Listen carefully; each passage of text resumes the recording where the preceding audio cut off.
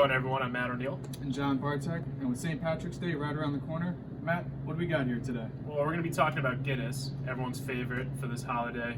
We got Guinness Draft, Guinness Extra Stout, and then Guinness's Blonde as well. We're going to start with the Guinness Draft, which is going to be nice and creamy, nice and rich. When you order a Guinness at a bar, this is generally what you're talking about. It's kind of your basic general Guinness. The interesting part about the Guinness Draft is that it's actually pressurized with nitrogen as well as carbon dioxide, which gives it that real creaminess that everyone loves about Guinness. So now when you go to pour a Guinness, you're going to want to pour it down the side nice and slow. Let that open up a little bit. The nitrogen kind of take over, get that nice creamy richness.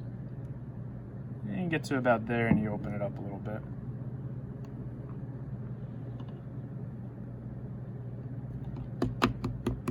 You're going to want a nice head on your Guinness. Alright, so next up we got the Guinness Extra Stout. What's the difference between the extra stout and the draft? Well, so the Extra Stout is actually a little more in line with what the traditional Guinness is. It's not pressurized with nitrogen, only carbon dioxide. It's a little more bitter, not as sweet as your Guinness Draft, not as rich in body, but a lot of traditional Guinness drinkers will prefer the Extra Stout. And last but not least, we have the Guinness Blonde.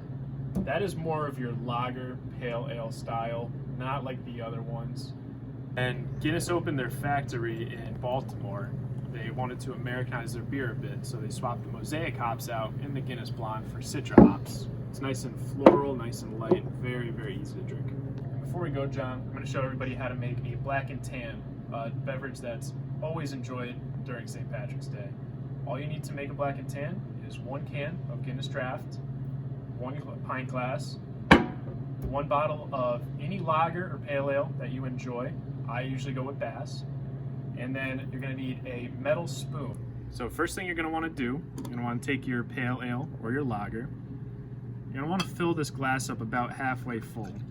And you're actually going to want to pour it pretty fast because a little more head makes it better for layering the Guinness on top of it. So you're going to want a little foam in there. And then while it's sitting, you're going to take your Guinness and you're going to take your spoon.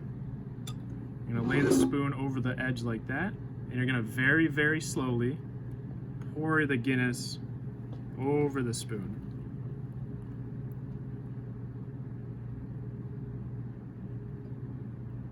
Let it just run right off the edges of the spoon.